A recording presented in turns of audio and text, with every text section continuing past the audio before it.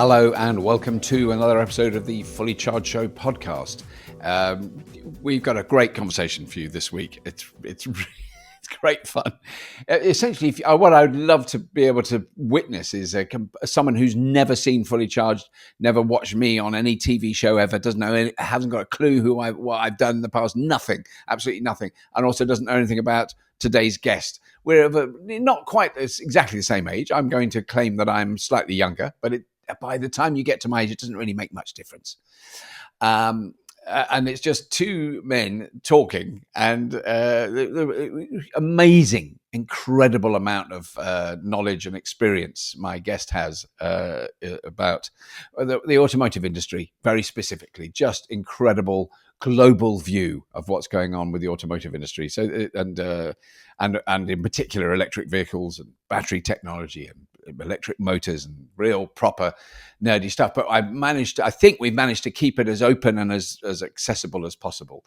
And also we do refer right from the very beginning. My guest refers to what we are running in Vancouver in September. So in September, the 6th, 7th and 8th of September this year at the Vancouver Convention Centre is Everything Electric.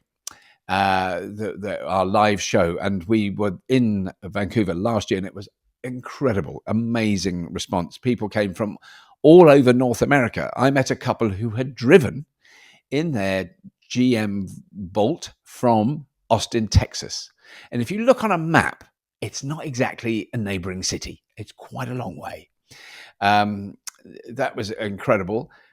People drove. A lot of people came up from Oregon and from Washington State, even from California, even. Actually, yeah, New Mexico. Just remembered someone else I met driven up from New Mexico in a Tesla. So people came from all over, and of course, huge amount of people. 90% of the population there, the attendees were Canadian. And it's such a beautiful city, and the views out over the bay are just stunning. I mean, it is an incredible place to visit regardless. So, we do talk about that, and my guest is going to be there. Oh, why am I keep calling my guest? I'll tell you who it is. It's Sandy Munro. Sandy Munro is just an extraordinary automotive engineer with incredible knowledge and understanding of the manufacturing process of how to make cars simpler with fewer parts that are lighter, that are cheaper, that are more efficient, and that lasts longer. And that's his skill set is extraordinary, a long experience. And Sandy is going to be one of our special guests at Everything Electric in Vancouver in September. And so I don't think there's anything else I can say other than, if you enjoy this show, please do subscribe to it if you haven't already. And do tell your friends about it. And that's obviously always helps us. And that's it, really. So please welcome to the Fully Charged Show podcast on the Everything Electric channel, Sandy Munro. Sandy, thank you very much. Well, for a start, thank you very much for joining me. And also, we've been through, I think it's fair for us to admit, we've been through some technical issues, but we've come out the other side fighting. Which is absolutely. And we're still alive. We're still alive. We're still going. Exactly right. No strokes. That buzzing noise in my ear was not a stroke. Okay, good. Excellent. The buzzing noise in my ear was a fly flying around my studio. So there we go. Oh, there you go. We've sorted it all out. But there's a lot of topics I really want to talk to you about. But tell me, because we just started talking about Aptera, about Rivian, about Jim Farley and Ford. So just give me the lowdown on that, on what you've discovered very recently. I'm going to tell you what I think is going on based on some people that I've talked to here in the last little while. And the reason is probably because of the sentiment right now about EVs in the U.S. Right. Okay. And that sentiment is growing cold in a New York minute. It's really a problem. I don't know what we're going to do about it here in the U.S., but it is an issue. The good news, the guys from Aptera, so Chris and Steve, they're going to come on stage. So they're going to be at the show and all that other stuff. And so if there's some way we could have myself and the two of them, they're going to talk about, the development of the Aptera. That's a solar car. It gets about 1,000 miles. And they put the whole car together for about $175 million, which is absolutely ludicrous. Right. Ludicrous. They've saved wherever they could. They pumped their own money in and whatnot. But for me, the price of developing a vehicle that's going to meet all the specifications that NHTSA can throw at it, and the EPA. And I'm telling you what, we're looking at $2 billion.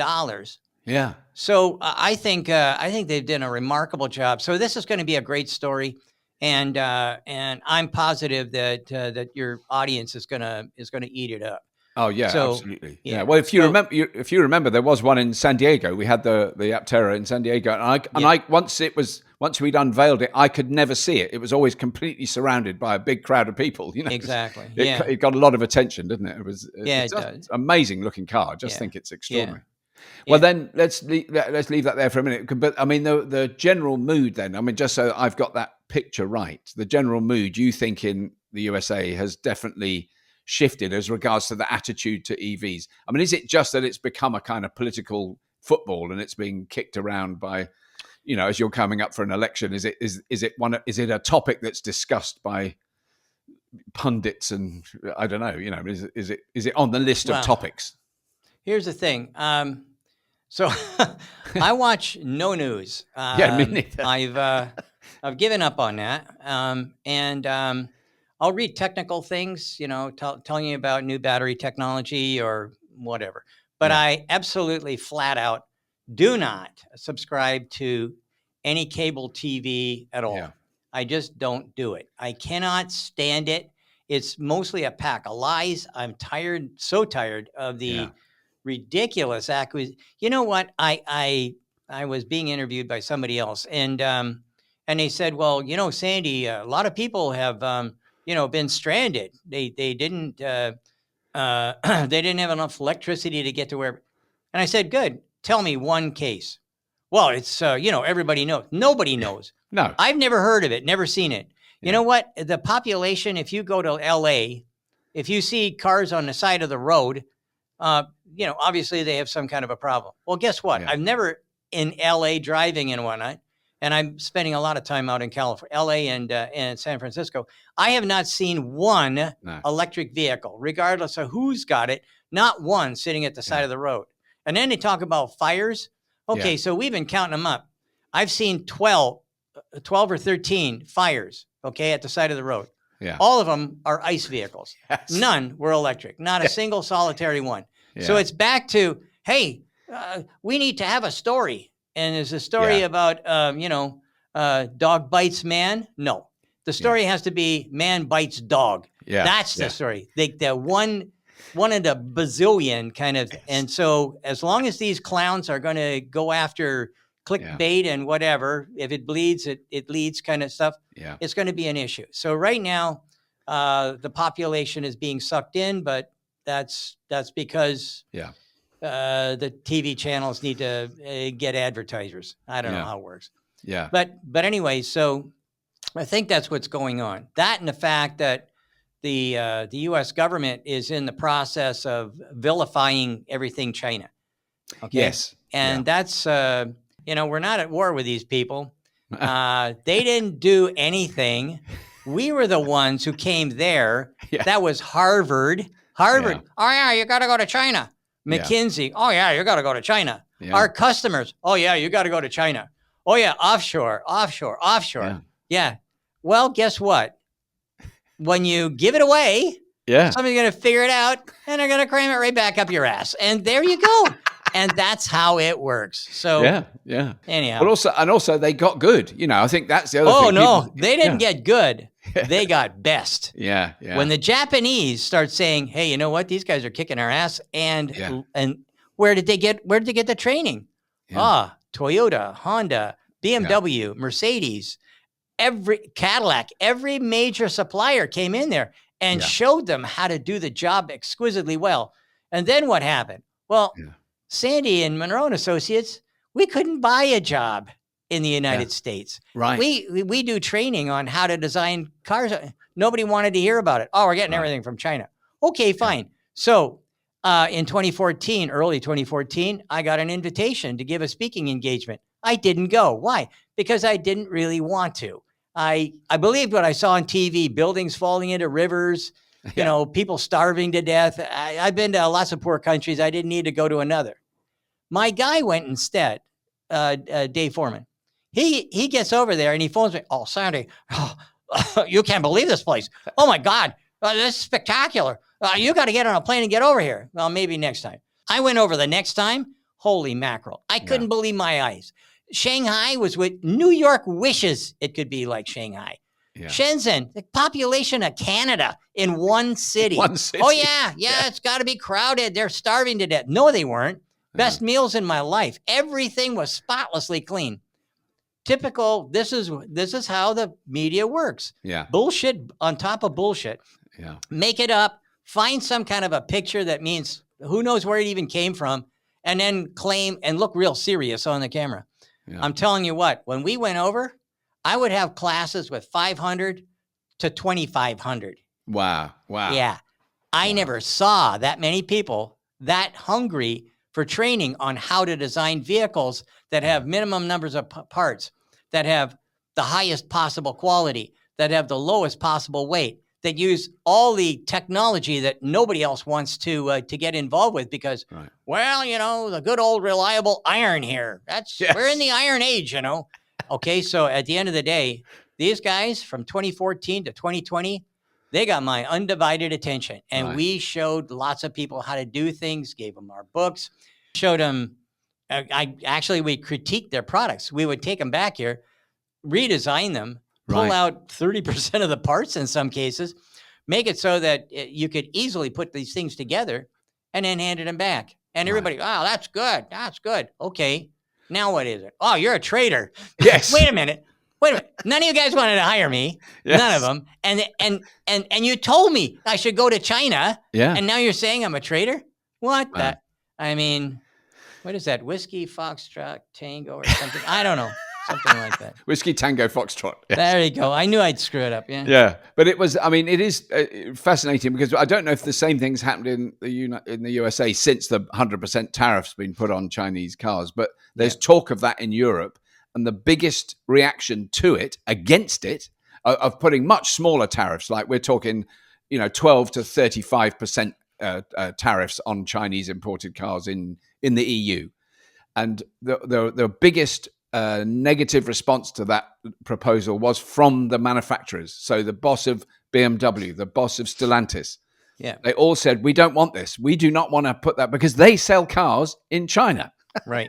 And they don't want to have the tariffs put on. Of course, it's going to become a trade war, and I guess you're not in that position maybe in the USA. I mean, I don't know. Ford, I'm assuming Ford doesn't export pickup trucks to China. I don't know. Do they? Or maybe they do. No, but they have Chinese operations. Sure. They must do. For Lincoln and stuff like that. They're luxury vehicles. Right. So GM has, Ford has, Stellantis has, BMW, Mercedes. But the big dog, the two big dogs are Toyota and VW. And VW, I mean, I've been interviewed several times on. They are in they're in shit shape. I have no idea how they're going to pull a rabbit out of this hat unless they take and get rid of 30% of the company like right now. Right. That's going to be a tough Band-Aid to pull off. But if they don't do something really quickly, those guys in Lower Saxony or Upper Saxony, whichever Saxony, I can't remember, but they're going to be in real big trouble because their shareholders are going to get sweet nothing if they try and somehow, just go back to whatever happened to biodiesel and, this kind of stuff. Yeah. So it's going to be sad. But I mean, it is what it is. Yeah. When you train the enemy, people don't like to listen to history. Yeah. Why did the Roman Empire fall apart? Oh, no, it was Christianity. Oh, it was because the trades are blah, blah. No, it wasn't. The Romans trained their enemies on how to defeat them. Yes. And guess what? They did it. Oh, my gosh. This is so strange. You mean we taught those guys how to kick our ass and then they went and did it? Yeah. Oh, no, that can't be right. So that's the way it goes with stupidity. But I put everything right. You want to see where it all came from? You can go back and look at what's his name. I am not a crook. What was the name of that guy? A president? The president that got tossed out. Nixon. Nixon. Yeah, there you go. I'm having a hard time with names today. But anyways, so Nixon, he went down there and I've opened up China. Yes. Well, thanks a lot. That's strike 2, I think, or maybe strike 3. I could be wrong. But anyway, he did. Yeah. And everybody jumped on the bandwagon. And why? Well, because Harvard said it was a good idea. Yeah. And McKinsey said it was a good idea. And so if those two guys say it's a good idea, everybody will jump on it and run. Everybody's going to jump on it.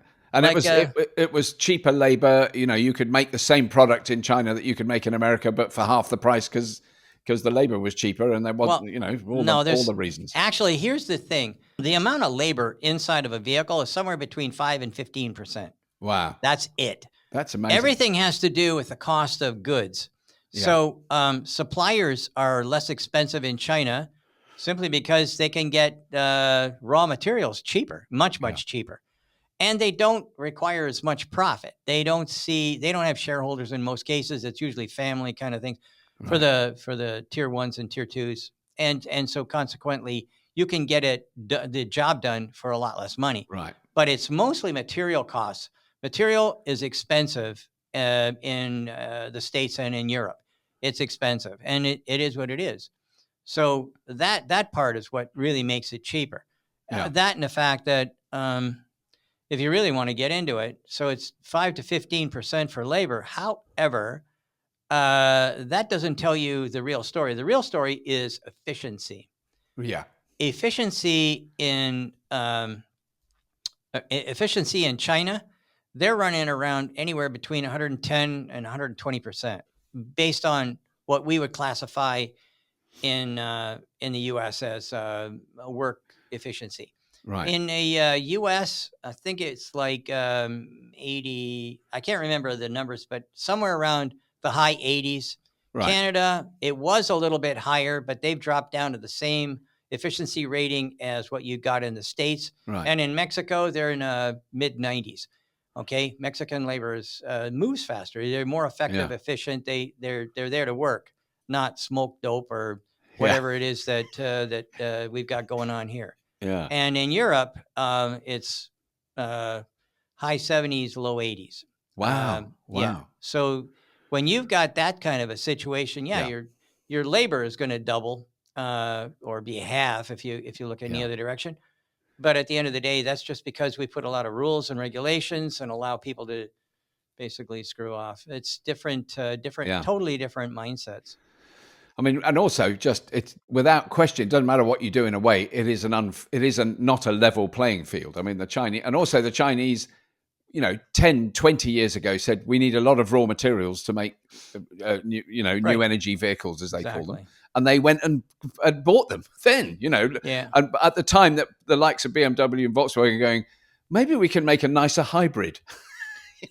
No, actually, what they said was, nobody's going to go in that direction. Yeah. Let's put a bigger engine in. Yes, so you're here's right, the thing. actually. Yeah. Here's the thing. One of the guys, unfortunately, died of cancer here a couple of years ago. But one of my guys, Mark Ellis, he was working for, I've forgotten the name of the company, but he was working for a company that manufactured battery lines and battery cells. And he spent from, I don't know, I would say 2005 or 2006 up until he died, working on those lines. And one of my guys now, John, he's been working in China for a long time, and he finally said, "Screw it! I hate the flying back and forth." So he's working. And what did he work on? Battery cells and battery lines. Right. I mean, Mark told me that they put in something, I don't know, somewhere between 10 and 20 battery lines. That's a tremendous amount. Wow. And how many did he put in the States? None. Why? Because why do I want batteries? We don't need batteries. Yeah. And that's where the problem lies. Yeah. Nobody wants to think beyond, in the U.S. anyways. No one wants to think about next quarter. That's it. You can't think beyond that. That's because there's a whole bunch of people on Wall Street that need a bonus. Yeah. And that's the truth. And I should tell you, I'm definitely not a socialist. I'm a capitalist, 100%. Yeah. But you know what? When capitalism turns into short-term thinking, suddenly they've lost my vote. No, I'm with you there 100%, Sandy, because I think that's what's it's no longer as simple as you're either a communist or there's varieties of capitalism, Exactly. and some of them don't work, and that's the one we're doing now. Exactly right. Some of them are amazing and work incredibly well and have changed the world, and some of them don't, which is really heartbreaking, isn't it? But that is, I mean, what breaks my heart, and that is true for us here in the UK as well as in the USA, is that we have been, and I believe we still could be, a nation of incredible innovators. Some of the stuff I see being developed here in universities and spin-off companies that have come out of, various departments of university, amazing new technologies and new ideas, which never, ever get exploited in this country. They then go to Korea or Japan or China, or the USA in the past. That's where they start to make the money. And I mean, I think that we can now see that's definitely, that stuff is going to China. That's where the innovation is. That's where the new ideas are coming into commercial form, I think. Well, I've looked at about 10, between 8 and 10 new battery companies. Right. Using new chemistry, new whatever. One of them is extraordinary. When they give me permission, I'm going to send out a video on this battery. Right. That'll blow everybody's mind. I mean, from a volumetric, gravimetric, weight and volume kind of thing. Yeah. Beats the daylights out of everybody. Solid state. Everything's ready to go. Can't get any funding. None. Wow. None. Oh, you don't understand. We have a great deal of money on. I'm not even going to mention their names, but 2 or 3 companies that I walked through and I said, "This is not a solid state battery. This is a semi-solid state, maybe. But and by the way, your automation don't work. Your automation doesn't work. Period. Right. And by the way, this, and this. You told me chemistry that can't work. Period. Right. It's out." Okay, go and talk to your friends there at CNN or something. You can razzle dazzle them all day long, but not me. Right. They don't know what they're talking about. They're not engineers. They aren't chemists. They don't tear any cars apart. They don't go to the factories and see what I see. Yeah, you can, go and have lunch and give them whatever the big thing for eating lunch now. A few cocktails and boom, you're in. But I'm telling you what I've seen, crap.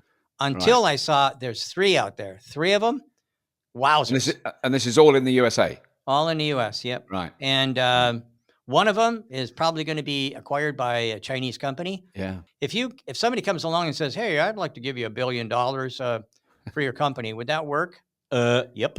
It's not going to take long to make a decision like that. No, and that's where we lose out. Yeah. Because every time there's a hiccup, Wall Street sucks back all the money. Right. And it goes somewhere else. Yeah. And when it goes somewhere else, then that guy was a bastard. It is what it is. As far as I'm concerned, you want to play the game? Well, there's an ante that has to come into play. And the way that they do their guessing is absolutely ridiculous. It's like, are you kidding me? You're putting money on this? What? Right. Why would you do that? Wow. And here's the thing. We've had a couple of major investors, and they've asked us about different things. And it's about 50-50. Some of them, we come along, we look at the technology, and we say, "I wouldn't touch that with a barge pole." And they do it anyway. And the other guys say, "Are you sure?" "Yes." And then they walk away. Right. I mean, but what is the difference? Usually it has to do with like a big name consulting firm. I use McKinsey all the time. I shouldn't really do that. But at the end of the day, the big 5, they swing a big bat. Yeah, and if people say from those organized, that looks good. You should put $1 zillion on it and here, pay me my bonus. Yes. And that's kind of like where things are going wrong. But I'm telling you what, battery technology, I think that there's some developments that are coming down the pike that in motor technology, quite a bit of things are happening as a result of the Tesla Cybertruck. I mean, that thing's loaded with new technology that puts everybody behind, as it were. Right. So I see a lot of good things coming down the pike. Because that is, I mean, it's become such a contentious vehicle. It is so bizarre, the Cybertruck. But I'm really keen to find out. I mean, I've watched half of your take apart video. I haven't seen the whole thing, but it does sound like it was absolutely packed with, in a sense, next generation electric vehicle technology that's got nothing to do with the design or the shape or the size or anything else. I mean, it's kind of. Well, I'll tell you, I think that maybe part of the reason for the shape and everything else was to put people off, Right. because it's not the belle of the ball in everybody's eyes. No. So at the end of the day, if they made it look like a Ferrari or something like that, would everybody have jumped on it faster? Maybe, Yeah. but at the end of the day, they put this thing out. Steer by wire, rear wheel steering, 48-volt system, Ethernet communication, castings that are huge, but they're using lower tonnage machines, on and on and on. These are step changes. They're not gradual, evolution or whatever. These are step changes. And I know for sure who's paying attention. And the guys that are paying attention are in China. Yeah, why? Yeah. Because they're hungry, and we're not. Yeah. I mean, can you? Because the one thing I'd love, could you explain the difference between a traditional wiring loom, say in a big Ford, and what they've done to effectively do the same job with Ethernet in the? Because if you're not in automotive manufacturing, it doesn't necessarily make sense. I think a lot of people know what Ethernet is. We use it to, plug computers together. But what role does that play in the Cybertruck? Okay, so let's say if I was going to look at a standard loom, I'd say that we're looking at a diameter of wires about that size. Okay. Right. Now, there's two things that happen at the same time. There's CAN bus; those are communication cables and whatnot. Yeah. And then there's also power lines at 12 volt, right? So when you move from that to 48 volts and Ethernet, you go like this. Wow. It's 1/4 the diameter. Wow. 1/4, because as the voltage goes up, my wire diameter goes down. Right. And it's 4-to-1, 12 to 48. Yeah. Yeah. It's not hard to figure out. So it's 1/4 of the diameter. That's right. a lot of weight. Yes. That's a lot of copper. Copper's expensive. Yeah. Other things, not so much. So you're looking at a fairly significant amount of weight, cost, and reliability. That's the way it works, kind of. So going to 48 volts with the Ethernet system is kind of a big deal. However, what's not known is that not everything went to 48 volts. Right. Some of the parts are still at 12, and there's still some CAN bus in it. They didn't do everything. Right. And I think that could be from maybe we want to get through this in a hurry kind of stage, or what have you. But we've discovered a lot of different things. But the big thing for me is the battery. Right. The 48 volt battery is remarkable. Now, I don't have all of the chemistry and everything in here, but I can tell you that normally you look at three major components. You got lithium, and you got manganese, and you got cobalt. And that's usually the thing that everybody wants to talk about. Yeah. Well, guess what? This one only has 2. Right. Wow. 2. So that'll give your listeners something to think about. Yes. But I will tell you that this is a big deal. Right. There's been a lot of people that are tearing these things to pieces. And for the most part, we've seen 2 or 3 entire battery packs totally ruined. Totally ruined. Trying to get the foam. It's a plastic foam. Trying to get that plastic foam off in a hurry. They're gone. They're useless. You can't do anything with them now, because every one of them has had the relief valves blown. And when the relief valve blows, you lose all of whatever's inside. Right. The chemicals inside of the batteries, they boil off real quick.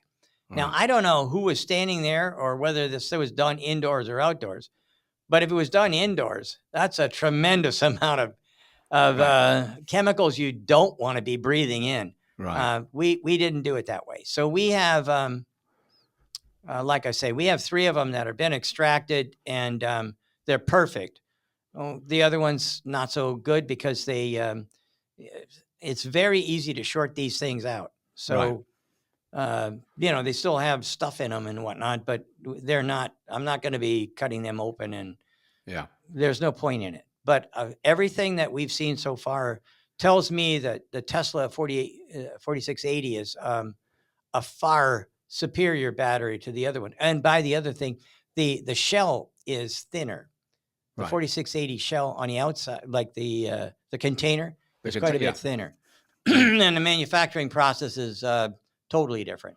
Right. So they've done a lot of things to improve the battery. So Right. these are evolutionary changes, but as far as batteries are concerned, I want revolutionary changes, and Yeah. that's why I'm Yeah. looking at other stuff, as it were. Right. But is the battery in the Cybertruck, it's a totally different battery to, say, Model 3, Model Y latest versions, is it? The size of the 4680 battery in the Model Y and the Model 3, and the isn't it? Cybertruck are the same. Right. Okay. There's a smaller diameter battery in the Model S and the Yeah. Model X, and there's 2170s in Model 3. Yeah. Plus, they also have now LFP, lithium iron phosphate batteries for a less expensive Model 3. Yeah. So they've got different batteries for different jobs, but this one is an evolutionary change from the one that's in the Model Y right now. Right. So we think it gives a little more power. Actually, we think it gives significantly more power, and we'll Right. find that out when we have a battery. A battery of batteries. When we have enough batteries to do a full and reasonable test, Right. and we'll have that shortly. Right. Yeah. Oh, good. But then, so can we go over because the other vehicles I'd love to know about, how well, in a way, how they're selling. So because it's so hard to tell here, I'll see some guy on Threads or on Twitter raving about his new Rivian and how he's driven it around the States and it's all amazing. I don't know how well the company's doing. I mean, you did mention Scaringe. I mean, are they doing okay, Rivian? Because it Yeah, looks like I as you know, my wife used to own a Rivian, yes, but then I bought the Cybertruck, and she said, "Why do we need 2 pickup trucks?" right, And then the government came along and said, "Hey, we need 2 Rivian batteries, and we need them like right now." all Well, right, one we could find. We bought the whole car just to get the battery, yeah, and we had one that fell into our lap, and then 2 weeks later, we can't find another that would work. So right, Sue donated her vehicle to that project, right, and she went. She got a used Model S Plaid, right. which she thinks is absolutely stunning. She It is loves that car. crazy, isn't it? I Yeah, mean, it's wow. amazing. Yeah. So Rivian is doing just fine. Oh, good, Lucid, good. not so much. Chrysler, or sorry, there is nothing for Chrysler, but the Mustang, I'm not sure where they are, but if they're they'd be either stagnant, like same volumes, Yeah. or maybe a little less. Every time I turn around, one of my guys is buying a Lightning. I got to tell you, the price on a Lightning now is equivalent to the F-150. So why Right. would I even think about that? Battery prices have gone down significantly. Yeah. And then the others are very hard to track because if you look at what's been published, they say that, I want to know how many have been built and sold. Yeah. And but I don't want to know is how many have been sent to dealers because Yeah. GM and Stellantis are masters at that. They ship it off and say, "Oh, sell that," and Right. how they sit Yeah. on the lot for a long time. Yeah. So I don't know where things are with that.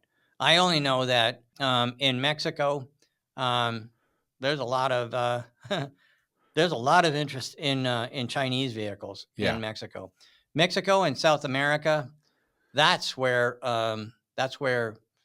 well, people again like Volkswagen and Stellantis, they're very big down there. I believe once BYD, and I don't want to just mention one name because there's so many that are going to be coming down there. I think they're going to crush that market, and eventually, I don't care. Right now you got tariffs, and Biden, who used to say, we're all going to go electric. Now he's saying, well, those Republicans have said electric, but I was right here behind you guys, and now I can tell you for sure we're not letting any electric vehicles. In fact, I want to kill them all. Okay, fine. Things change rather quickly here in the U.S., but if you watch enough TV, they'll brainwash you. But at the end of the day, I don't see how they're going to be able to stop the flow, as it were. Yeah. And all that does is just, now we don't have to worry about the Chinese vehicles coming in. Well, what does that do? Oh, that makes you lazy. Yeah. And I have a term for that. It's called affluenza. Oh, yes. Now we can relax. And I watched this happen already. Yeah. When the Japanese cars first started coming over, let's put up tariffs. Those guys are cheating. And it wasn't just the American car companies. Oh, it was Mercedes and BMW. Hey, we put a plant up here, and these guys are cheating, and there's no way. They're dumping and all. No, they weren't. Yeah. They just knew how to build a car in a hurry. And so what wound up happening? Well, in one case, GM went from 60% market share to, I think they got about 14 or 16, something like that now. Wow. How did that happen? Yeah. Affluenza. I'm not going to take on the competition. I want to eat that extra donut, and then I'm going to get in the ring with Joe Louis. And guess what? You're going to get your ass kicked. That's going to be the way it's going to work. So. Yeah. Now it is interesting, isn't it? That I think you need to be a certain age, let's put it like that, to remember that. I do remember the first Japanese cars coming into the United States, coming into Europe. They were ridiculed here. Everyone went, Jap car, they're rubbish, and all that stuff. And then about 2 years later, you went, you've got a Japanese car now. Yeah, it's really good. Never breaks down. I'm telling you what, it was the same thing with motorcycles. My first motorcycle was a Triumph, right? Yeah. And my second one, my first one was a BSA. My second one was a Triumph. Right. What was my third one? It's going to be a Honda. Or Kawasaki. Are you kidding? Honda. Yeah. Honda was for the nice people. They always had pictures of girls with short dresses. You meet the nicest people on a Honda. Okay, fine. No, that didn't work for me. I didn't want that image. Yeah.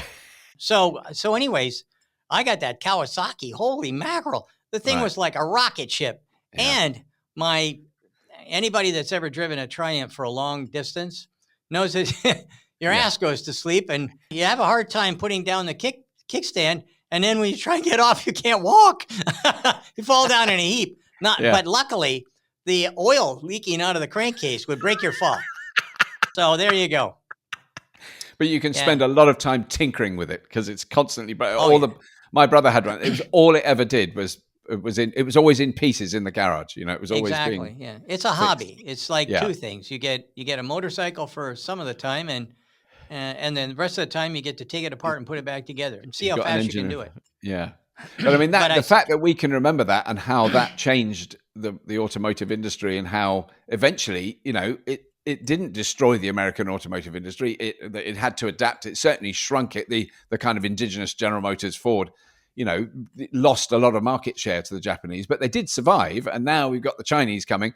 And it looks like the Chinese are affecting the Japanese car makers as much as anyone else, if not more. Yeah. I mean, what's happening? I mean, I'm baffled by Toyota because I was so impressed when I was living in California and first saw a Prius. I'd never seen one here. We didn't have them here at that time.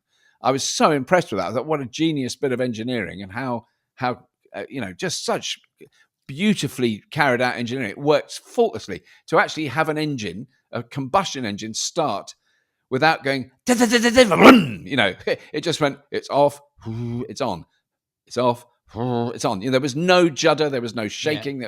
Brilliantly done. Yeah. And that was such a huge leap forward. No one else had got it that well done. And then what happened? I mean, I don't know. I mean, am I misreading Affluenza. Affluenza. They are. Yeah, I think you're right, because they are making electric cars now, but kind of almost begrudgingly, and also not particularly impressively. I mean, they're not selling well here. Well, I really can't make much in the way of comments because we haven't torn apart an electric Toyota. None of our customers really asked for that. Yes. But I can tell you one thing for sure: the very first basically electric car that we tore apart was a Prius. Right. And I'm telling you what, when we took that thing to pieces and we looked at it and saw how it was put together and everything, we were, holy mackerel, look at this. So it was a hybrid. The next one was the Volt with a V. Yeah. We took that apart and they said, oh, no one's going to be able to catch up to GM.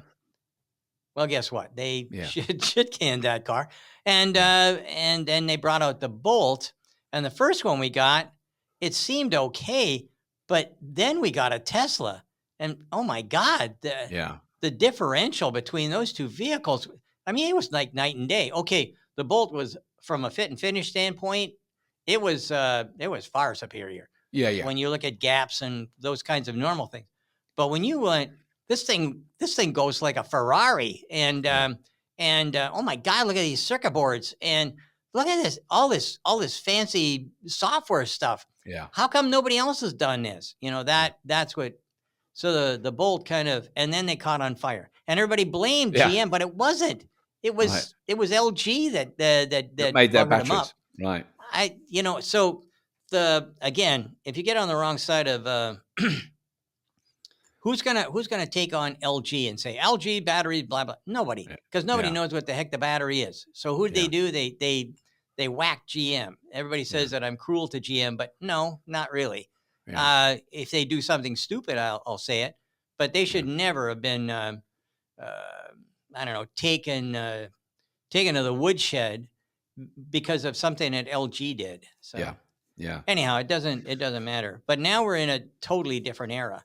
And what I'm seeing in the Chinese vehicles that we've gotten our hands on is absolutely brilliant, right? In comparison to what I'm seeing coming from what you'd think would be the leading, the leading companies. So And what about? I mean, the other one that I remember seeing one in LA. The last time I was in Los Angeles, I saw a Lucid Air, and I did think it looked like a beautiful car. I thought the design of it was wonderful.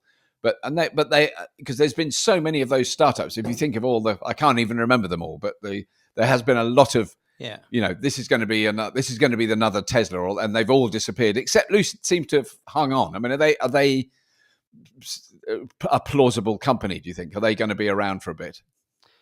They'll be around as long as Saudi Arabia, anyways. Right. That's where all their money comes from. So. And the Saudis don't mind losing their ass on each car. They just they don't care. But I do know is that the Lucid will be manufactured in the not too distant future. If maybe not right, if it's not right now, it'll be soon in Saudi Arabia. Right. So bits and pieces will be manufactured here for a while, and then they'll go over to Saudi Arabia, and then they'll be sold by the Saudis into probably Europe and the Middle East in general. Yeah. Right. So effectively, it's not going to be an American car at the end of the day. It's never been an American car. Right. It's a Saudi car. But anyways, it's there's a couple of things that I think are the best on the planet. I love the electric motor, their PM motor, permanent magnet motor, PM motor. I love that motor. I think it's the best on the planet, beats everybody. Smaller, lighter, more power output. I absolutely think it's brilliant. And their little differential, or whatever you want to call it. Everybody else got a gearbox with big, ugly gears. This thing is small, light, beautifully done. Wow. So those two things kick everybody's tail. I have no idea why no one's using that or following that. I would. Yeah. If I was in charge of Tesla, believe me, there'd be I would change the needle on that immediately because the motor design, it's really the lattice that goes into the stator. That's really that's what gives it that extra oomph and whatnot. Right. And as far as the little differential or differential, whatever, gearbox. Yeah. I really think that's genius. I love that. Absolutely love it. Right. Now, just because I had a wonderful talk with Jim Farley a couple of years ago about their electric projects and what they're talking about, and it was so optimistic and forward. It felt like he really had a grip on it. He really got it, and he wanted to convert the whole sort of Ford's output to electric drive. I feel that that's not happening now. That's changed. I don't know. Maybe I've lost the plot with it. But he was so optimistic and so proud of what Ford had been doing, and he was at that time was driving a Mustang all around the country, and got moody about the charging infrastructure. He was sort of critical of that, but the car, he was just raving about it, and this is how it's going to be. And I don't know. I mean, what do you have any updates on that? I mean, do you feel Ford is? It feels to me like Ford is ahead of GM in terms of electrification. But am I wrong? I would say that Ford has at least 2 cars out there that are electric, and I can vouch for. Right. My wife, actually, when she was choosing the vehicle, it was either going to be a Tesla Model Y, or it was going to be the Mach-E. Right. And then somebody came along and said, "Hey, would you like to have my Model S Plaid? I'll sell it to you for used, but sell it to you for cheaper than you can buy." Okay, so she went for that. And left everything. But to me, I mean, my second choice after Tesla for a car is the Mach-E. Right. I think that from a work truck, and this includes the diesels and all the other guys,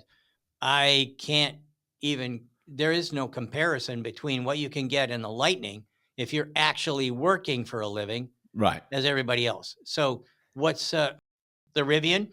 Not a work truck. Right. Nice for the family and for the occasional gardener or whatever, that kind of stuff. Perfect.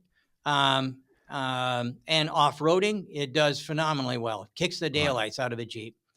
And then you've got the Cybertruck. And the Cybertruck, to me, is the sportsman's vehicle. Right. This is the vehicle that you want for hauling your motorcycles, bikes, right, quads. Everything here screams out, "Take me, into the jungle," kind of a thing. Right. And that's what I see. I see 3 distinct markets, and that's kind of like how things are going. Now, I haven't had, everybody says the Silverado is like got a, huge range and blah, blah, blah.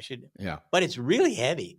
And where I go, that kind of weight would sink me into the mud. I'd never get out. Maybe I could go, 1,000 miles or something, but my guess is I'm going to get about 50 feet into a swamp, and that's going to be the end of it. Where I've already tried out the Rivian, and I went through that like a breeze, and I haven't had time to really do everything I want to do on the Cybertruck. But we're down the road. They're going to allow me to take it off road and see what really it can do. Same course as what we did for the Rivian. For the Rivian, right. And I think it'll be about the same.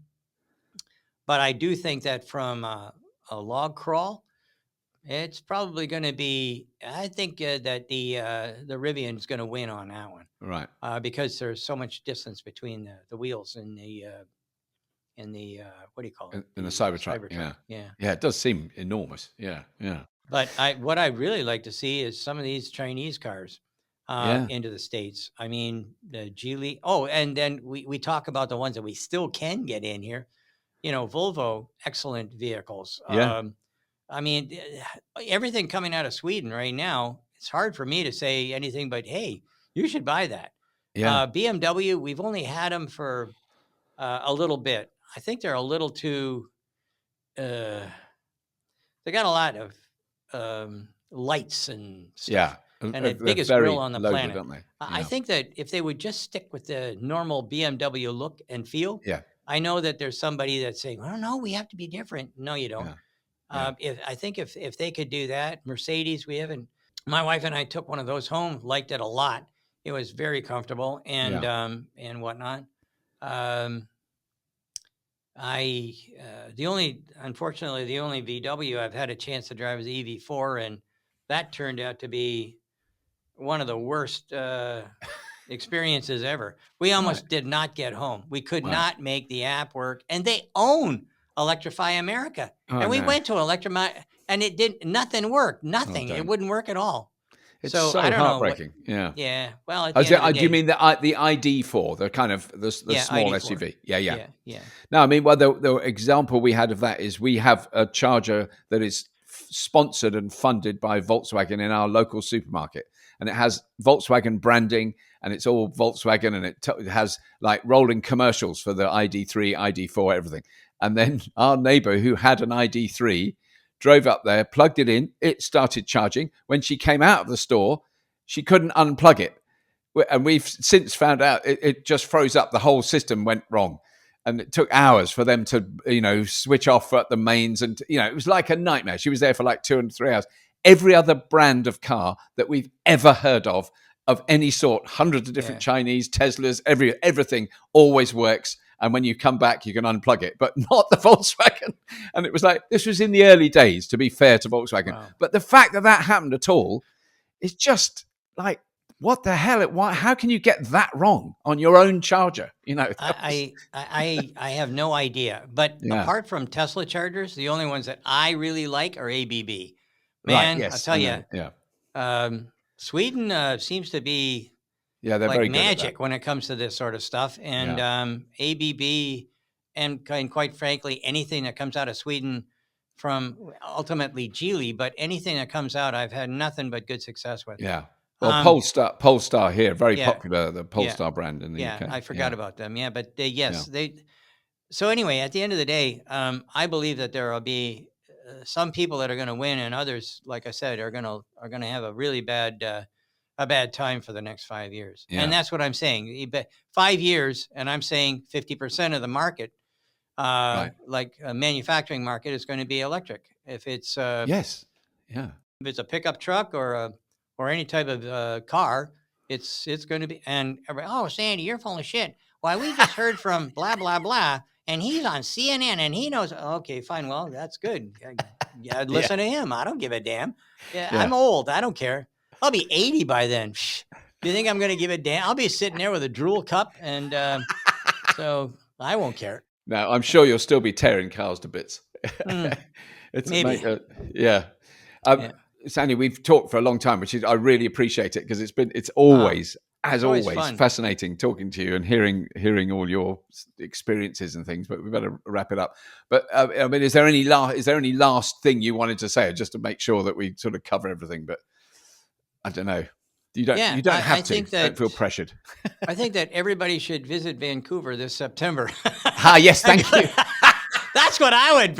I mean, what else can I say? Yeah, there's going to be plenty of stuff to look at. And it's going to be amazing. No, I'm really looking forward to it. Yeah, and it's such an amazing venue as well, isn't it? I mean, it's such an amazing place to be as well. No, I'm really looking forward to it. Well, I'll see you there for sure. Yeah, you will. That's really, really good. Yeah, and thanks so much for talking to us today. And do keep tearing things apart. It's great. I mean, it's such a brilliant resource.